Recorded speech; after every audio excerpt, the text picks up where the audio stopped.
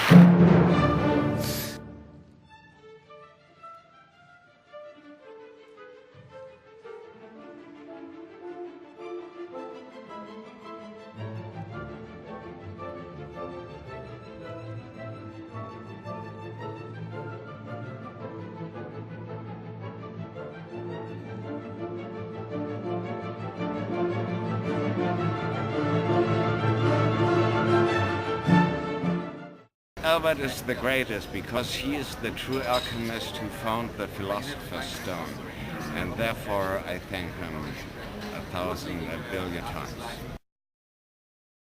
Albert Hofmann? Yes, what about him?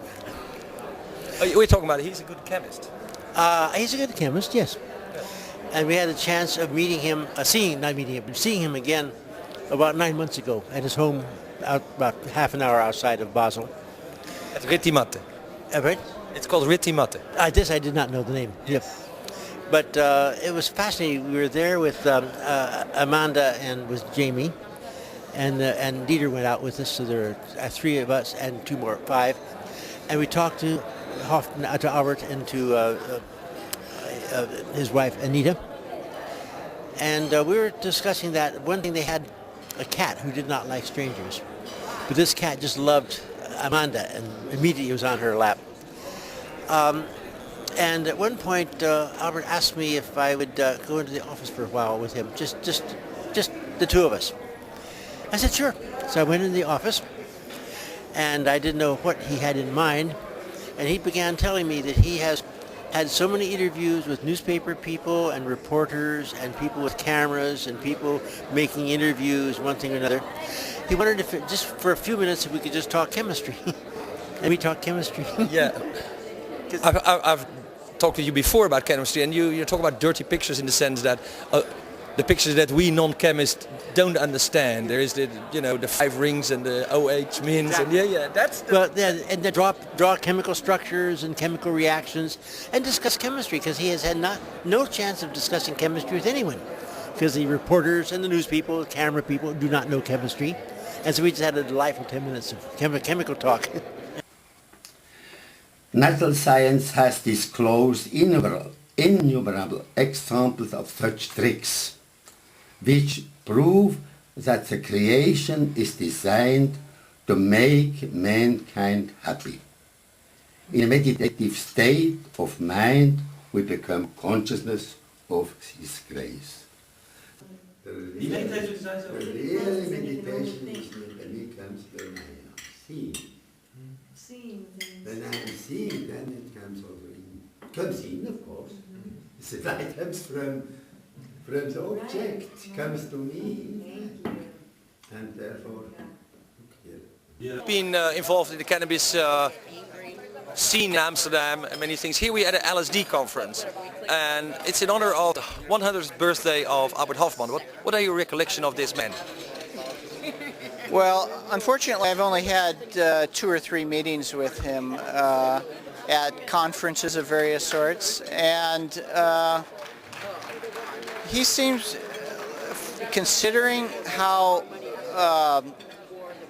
imposed upon by everyone he is on a quasi-fan basis, he's always been very gracious, and in my presence, he's always been kindly and helpful.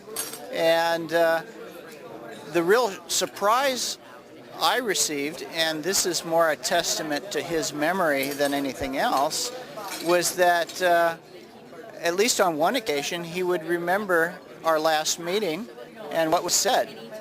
That impressed me a bit as far as his powers of memory.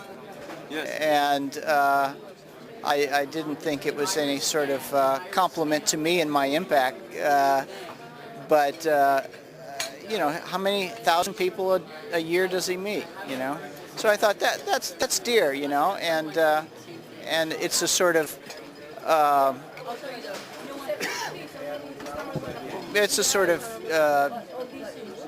consideration that he has for other people.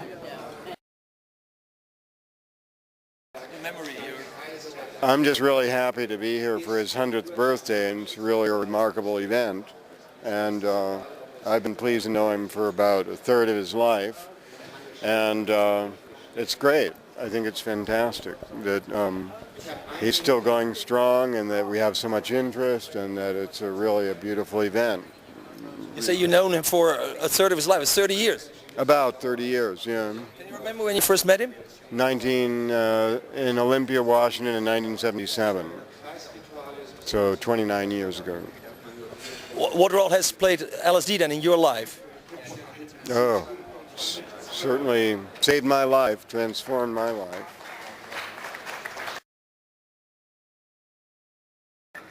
The anecdote I talked about in my talk was, I asked him the question whether he knew when he discovered the LSD accidentally, fortuitously, in this strange way, where the timing is strange in relationship to the atomic bomb, and the circumstances are strange, like a chemist who are notoriously precise and accidentally absorbing something. It's all very unlikely. But the most unlikely part for me was, did he know that a drug, a material substance, could expand your consciousness? How did he get that idea? He went home and said, I must have been a material substance that I took. How did he know that? Did he know, for example, about mescaline, which is a close relative, very powerful consciousness experiment, which was known? And Kurt Behringer did experiments at Heidelberg in the 20s that were published. But Hofmann didn't know it, because his training was very specific and limited. He had no idea that there was such a thing as a drug that would affect your consciousness in such a profound way. So how did he know? And what did he answer? He said the experience reminded him of the mystical vision he had in nature as a child, which he felt he would never be able. He said, it's the same place, therefore it must be part of a natural substance. I live in Honolulu, but in 1999 I came to see Albert Hofmann at his home with my family, and we spent the day with him, and in talking with him, I asked him, I said, Albert, you're now 93 years old. You've had a chance to really think about what happens after we die. What do you think happens, Albert? Oh, and he says, I'm a natural scientist, and I don't necessarily adhere to any of these mythological or mystical notions. I said, well, what do you think happens when you die, Albert? And he goes, well, I think your energy dissolves into the universe, sort of. You've come apart. And I said, well, what's left afterwards? And he says, well, it just becomes a part of everything else. So I said, well, is it the chicken soup theory? That a little bit of you, a little bit of me, we all go down into a big bowl, and then God, in the form of a ladle, picks it up and pours it into the next body? Or is it the pigeonhole theory, where something sort of integrated gets put into a little postal slot, and then at the next opportunity, that little part gets put in? And he goes, chicken soup. So that was a cute moment. He's a delightful man and changed my life. Wonderful. Oh, one other time. In Santa Cruz in 1977, we did a thing called LSD a generation later, which is how I got to be close friends with him. We invited him to come speak, and when we went out to dinner, I had to introduce him. I said, Albert, tell me the thing you're most proud of. What are you most proud of? And he said, I have been breeding pea flowers, and I have managed to get pure blue. I thought that was kind of interesting. That is so much diverse talent and so many things. And when we were up at the house, I said, Albert, what have you done lately that you're really proud of? And he took out a book of butterfly pictures. And he showed my kids the butterflies, and then he sent them off with little nets to go catch them in his yard. What a life. What a great human being. Inspiration to everyone.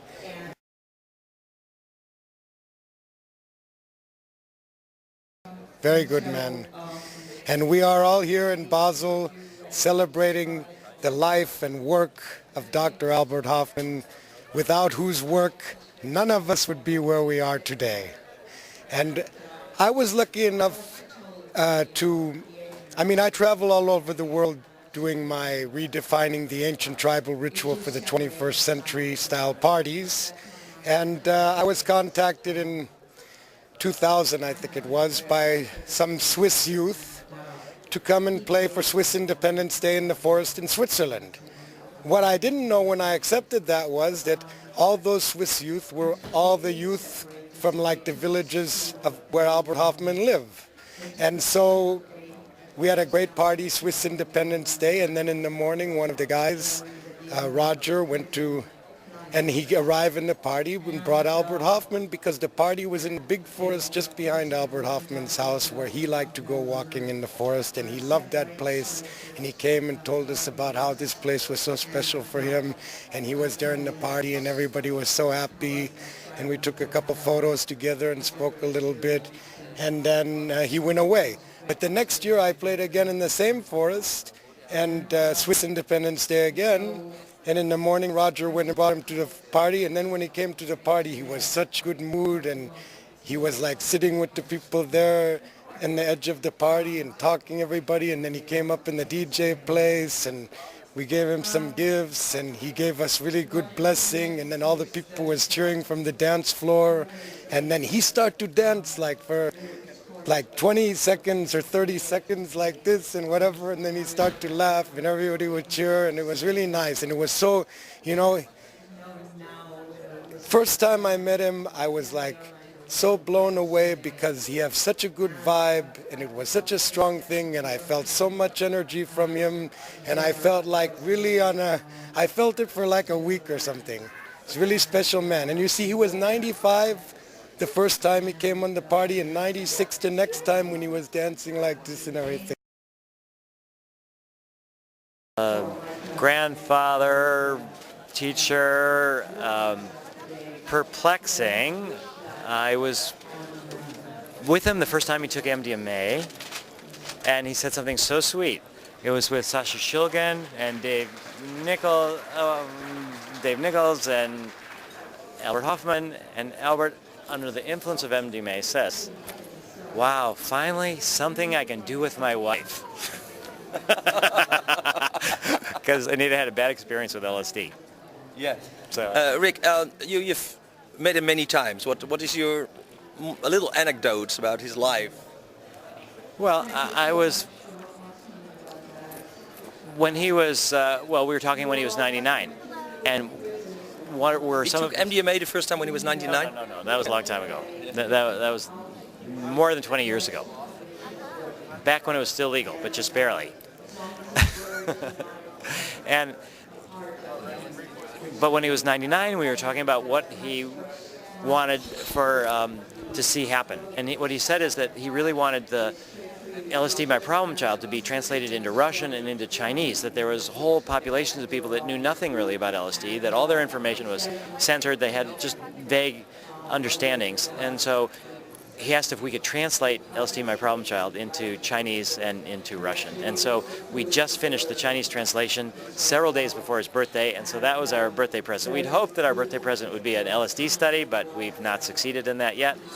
I think that he's just been humble. It's not him, it's the LSD. He doesn't want to be the guru. He's developed something that we've all used. He's proud for that. He's used it himself.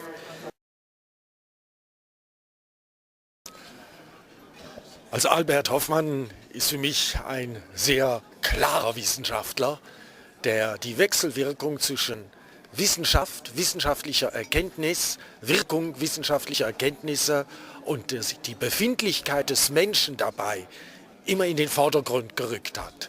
Also es ist keine Beliebigkeit, sondern die Wechselwirkung zwischen dem, was er entdeckt hat, was er gemacht hat und wie das auf die Psyche, seine Psyche, auf die Psyche seiner nächsten Menschen wirkt, das hat er sehr genau studiert. Und das ist ja eine herausragende Stellung gegenüber vielen anderen Wissenschaftlern. Wenn Sie das so sagen, dann denke ich, in Amsterdam sagen die Juden, wenn einer wirklich aussteckt, dann sagen sie, er ist ein Mensch. Ja, ja, er ist ein Mensch, durch und durch Mensch, menschlich denkend und nicht ein Wissenschaftsroboter, sondern ein Mensch mit großem Herz und großer Seele.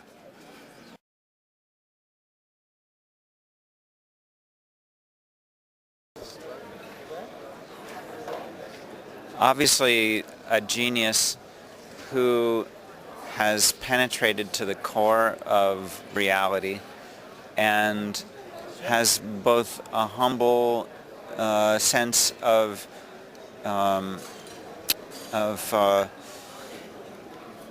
self. Is not a self-important man, but he's a. But I think he really feels very heartfully how deeply he is connected with millions of people around the world, how his important discoveries have benefited millions. And so it's extraordinary. I regard him almost like a Buddha. You know, he doesn't think of himself so much like that, but because of his being open to this discovery, to, as he put it, let LSD speak to him. I think it's a molecule with miracle written all over it. Since he synthesized it in '38, and it wasn't until the height of the war that LSD spoke to him again and said, you need to reconnect with this. And that was I think, the real miracle. And it was in the light of all the horrors of the 20th century. I really feel in my painting, it shows this alchemical angel crying tears. And so this is what I think LSD is. It's the angel tears cried for the suffering of humanity and to help stop our self-destruction. It's really a medicine to wake us up to our own potential. And so Dr. Hofmann is the midwife, or as we call him, Saint Albert, you know, Saint Albert and the LSD revolution. It couldn't have happened through any other person. He had been a mystic since he was a child, really. And this reconnected him, I think, so strongly with his mystic roots. So I love his statement that any natural scientist who is not a mystic is not a natural scientist. That's great, thank you. All right. My memories of Albert Hofmann? Well, the first time I met him, I was with Timothy Leary, and I was in Switzerland visiting Tim, who was in exile, having escaped from prison, and it was the Fastnacht in Basel, 1972, and Albert Hofmann and Timothy Leary both went to the Fastnacht, and wearing masks. I arrived the next day, and Tim was sleeping it off. I had a meeting with Albert. Tim said, no, I've got to meet Albert, so I brought him over. We both met Albert together. And Albert drove us along the street that he rode his famous bicycle ride in 1943. It was about 30 years later, I filmed it from the back seat of the car, and I recorded them talking about it. And then we went to Albert's house, and Tim by then had to drop out and take a nap because he'd been up all night at the Fastnacht. And Albert kept going, walking around showing me the artifacts, and I actually started interviewing him. I came back 4 years later and completed the interview for High Times magazine. It was the first interview Albert gave for the American publication. Okay.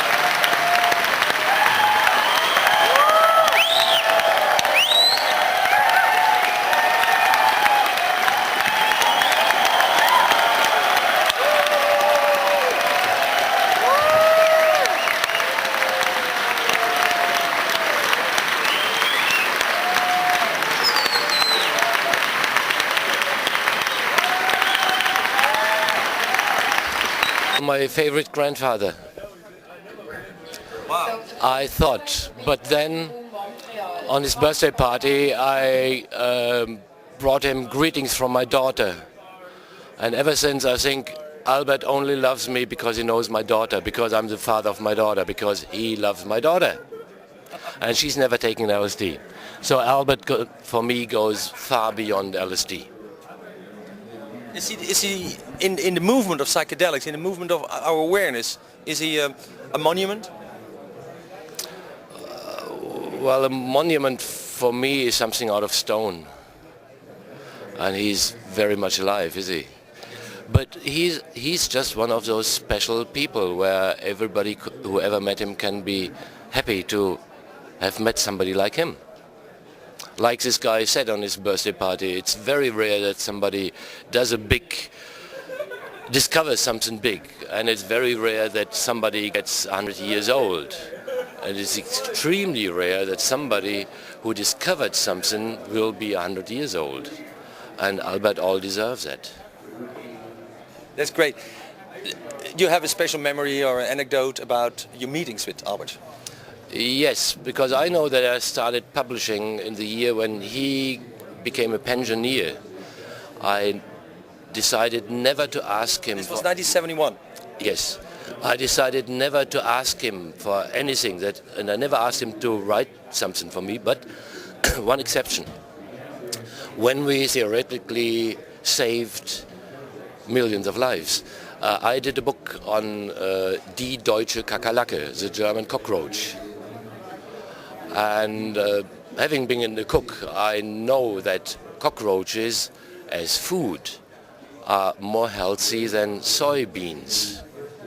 The problem is the shell. It's too hard to bite. And I found out that Albert's master work as a young student, his first big paper, was exactly on how to dissolve the chitin layer of the cockroach with the help of some stuff out of Weinbergschnecken, whatever, snails, something out of the stomach of snails can turn the chitin panzer of cockroaches into angereicherte Zucker and more healthy stuff. So in those times when I did the book, like 12 years ago, the World Health Organization had a big cockroach farm in Bangladesh to find out how can they turn cockroaches into healthy stuff for people to survive. And with Albert's help, they can. I have no idea if they ever got the information, but this is one of the outrageous things that Albert Hofmann discovered, that in the end no human being who lives in an area where it's warm and humid, he can live off cockroaches, because cockroaches recycle everything. You can give them everything. So I really like that. And Albert and my relationship, I think, is a good one, because I think we never talked about LSD. In all our meetings, we met several times. And I know everybody just jumps on him. You know, Albert, you got some acid. And I thought, this guy, he grew up like me in nature. We're both nature boys. And nature plus LSD, yeah. That's it. The one gets 100 years and the other one gets a crazy hairstyle.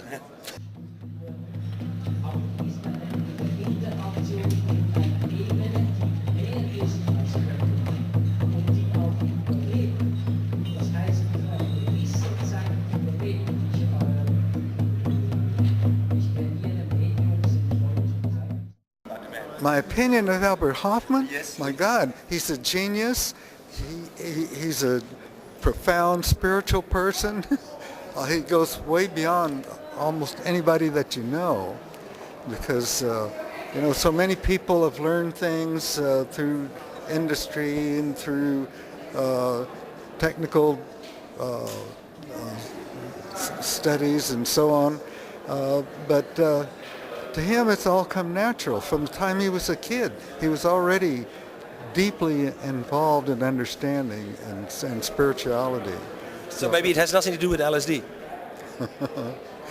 It meant that made it possible for him to create LSD.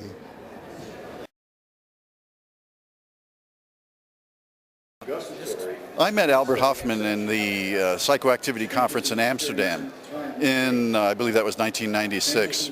And we just had a few moments to chat. Obviously, everyone that talks to Albert is inspired by him. But by that time, I had written a paper on the Eleusinian mysteries.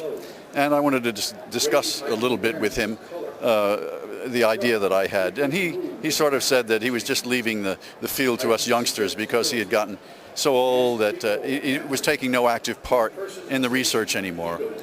But one thing I did impress him, it seemed, that I said was that the importance of Eleusis is above all to show that such a great society as ancient Greece had used these substances, and that to ignore them today was a folly in that sense.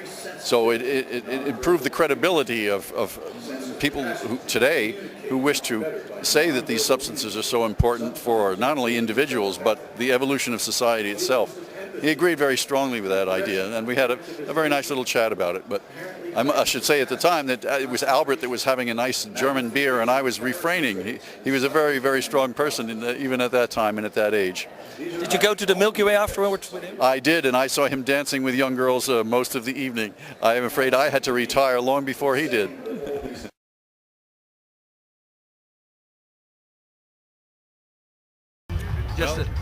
Actually, when I met Albert, that was in 1988 at a conference in Bad Homburg, and we went through the park, and it was very beautiful because I wanted to show him my favorite spa at the time, the Taunus Therme in Bad Homburg, and so we were talking about water and swimming and flotation, and he has this very gentle, nature mystic feel around him.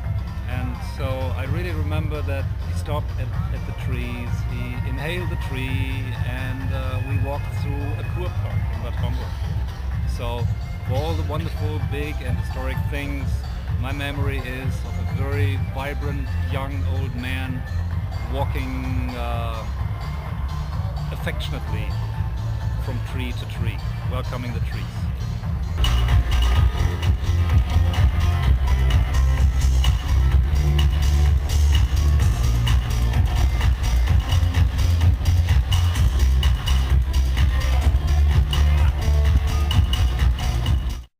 I first met Albert Hofmann in 1976 when I was 27 years old. I was a bearded hippie, and I came into Basel, and I wanted to meet third in the lineage of great Basel scientists after Paracelsus and Carl Jung, and then there was Albert Hofmann, who synthesized the Philosopher's Stone, right?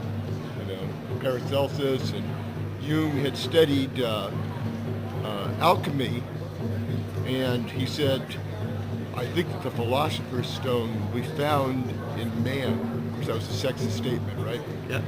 But I went out, and we'd heard that this guy, Albert Hofmann, the guy who invented LSD, was this real, kind of square, scientist who was about 70 years old, and up strides this guy looked like he was in his mid-50s, We met him on the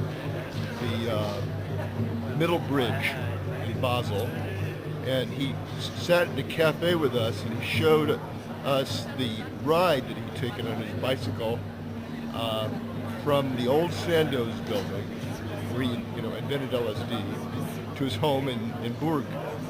And wonderful man, here was like the square, scientist, who had, achieved like this mystical, spiritual state. He was in harmony with everybody and loved everybody. And next year we brought him to Santa Cruz, and we put on a conference where we brought together Timothy Leary, Ralph Metzner from Das, for the first time in 10 years, and Allen Ginsberg, and 5,000 people showed up at You see Santa Cruz, and the scene is in the opening of a book called Acid Dreams by Marty Lee, which all these people are pressed against this glass, right? You know, straining to see this, you know, Albert Hofmann, and he comes up and he says, you expected a guru and you get only a chemist, but time has proven him wrong.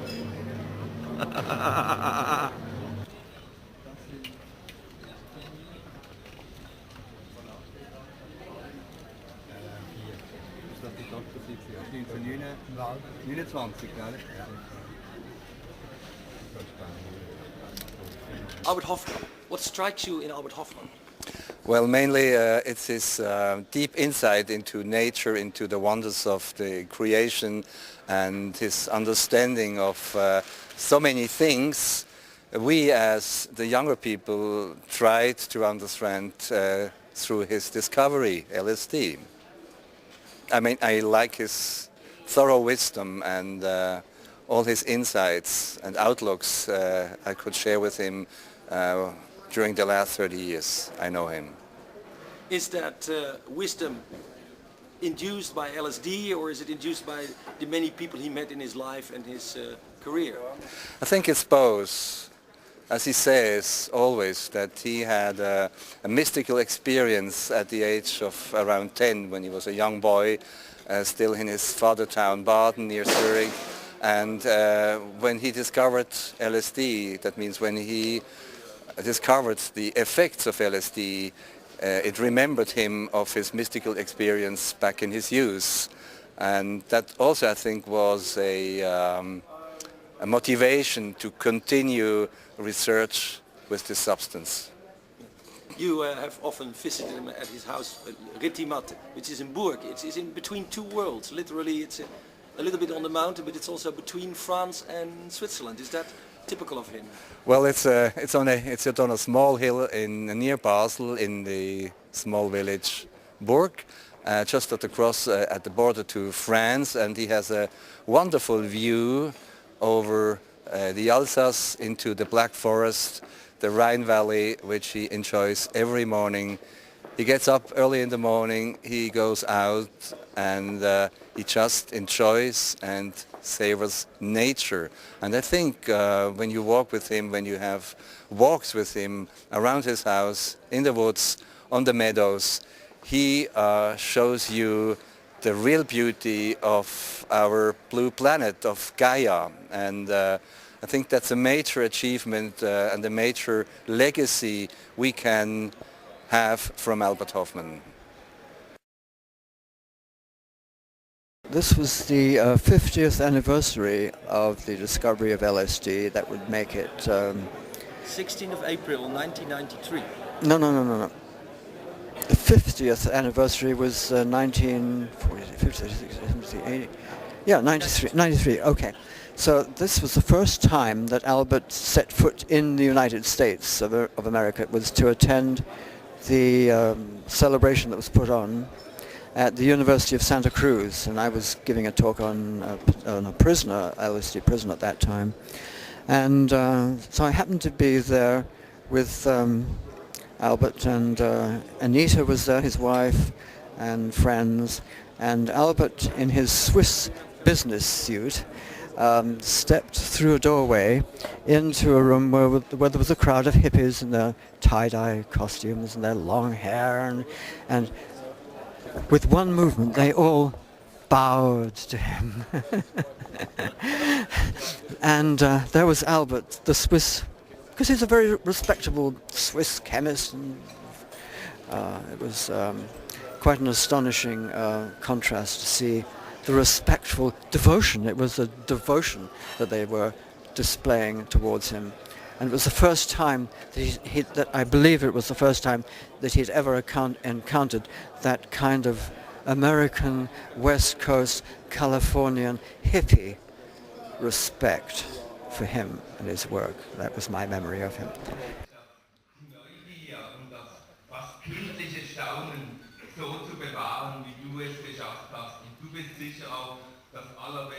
I've met him and I found him a delightful and charming, wonderful example of how you can be at 100. Yeah. Can you tell me a little maybe anecdote of your meetings with... Well, the one which comes to my mind was I said, had he ever thought that LSD might increase the volume of blood in his brain? And he said, no, he's a chemist, not a physiologist, but that he hung from his feet every day to get more blood in his brain. So I thought that was very charming. And he's just utterly charming, and he loves life by the minute. And do you think that's a result of him taking LSD, or the fact that he was exposed to so many other wise people and famous people and writers in his lifetime? One can never tell what is the result of what, can one? But the end result is that he's a most joyous human being. But probably it's just personality and a deep sense of the mystical. Yeah, that is amazing. He refers to his childhood experiences there, and he said that all of us have probably these experiences, we just forget them. Yes, or alternatively we don't open up to them. And I think that's the great value of the psychedelics, and particularly LSD, is that it loosens the constrictions of the ego, so that it allows the parts of the brain which are normally repressed to be flooded with light, and things like the mystical sense can come to the top of consciousness, which is the same as the mystical. That's really what I'm interested in at the Beckley, is studying the similarities and the differences between the high-level mystical experience that's achieved through meditation. I've done a study with very high-level meditator having a mystical experience in a MEG machine, which picks up all the brainwaves. And then I want to compare it with high-level LSD experience and see the similarities and the difference in the different states, and we could learn a lot that way. Nämlich, dass unser Bewusstsein verändert wird. Das sind alles bewusstseinsveränderte Substanzen. Und was ist das? Das Bewusstsein ist das, was wir eigentlich gar nicht definieren können. Wir brauchen ja das Bewusstsein, um über das Bewusstsein nachzudenken. Das Bewusstsein ist der Kern der menschlichen Persönlichkeit. Great. He is a very idealistic man. He has many interesting points to think about. His life is very impressive. He's a very impressive person. And for me, I have often the impression, if I speak to older people, to normal people, and they say LSD, drug, bad drug, we don't want to, and then I can show him those people, Albert Hofmann, his mind, his how he looks like 100 years and things like that, and suddenly this bad experience about LSD changes because of this person. Albert Hofmann gives some people a new view on drugs. Well, personally, I don't know him well, but I was really struck by his patience over the last couple of days in sort of the crush of people coming up to meet him and say hello. He was incredibly cordial and pleasant and nice, and he knew when we went up to speak with him, he knew who we were, which was something that was pretty exciting for me personally, because we did some work on scanning and putting some of his work online, and but he has an amazing memory for his age, and he remembers me and says hello. Yes. Amazing. I shudder to think what my memory will be like when I'm that old, when I even get half that old, I guess. Great, but what do you think his role in the movement, in the psychedelic movement, has been? Well, I think that there's kind of, something I was saying earlier is that some of the press for this conference has been fairly positive, or at least neutral, not kind of poking the normal fun that one can have with LSD users. And I think that part of that is because it's Albert's 100th birthday, it's sort of mean to make fun of the 100-year-old man. And I think that in kind of a way, by virtue of him being making it to that age and being really sharp for being that age and over the last 20 years. He's been an incredibly coherent, interesting, a lively fellow. And I think that says something about LSD. Clearly it may not, that he's not a person who's necessarily taken it thousands of times or, in the kinds of contexts that are most feared by parents, but he's a little bit of a testament to LSD not causing terrible brain damage on 1 or 2 times. Well, as the last in the row, let me tell my memories of Albert Hofmann. I've met him a couple of times on the conferences, but in 2003 we visited his house in Rittimatte, and it was a wonderful day. Warm, kind. We were invited for dinner. It was a wonderful time. Albert, at that time, proved for me to be this special person. This image that I took home, believing that maybe one day I could be like him. Understanding, kind, interested. That was a great day in my life. And partly the reason I came to Basel for his 100th birthday. Albert, I love you.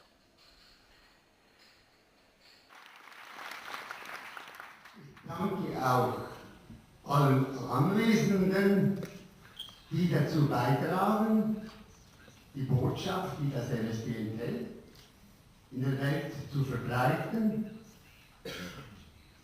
Und ich danke am Ende dem LSD, das so diskret und geheimnisvoll, auf geheimnisvolle Weise sich bemerkbar gemacht hat.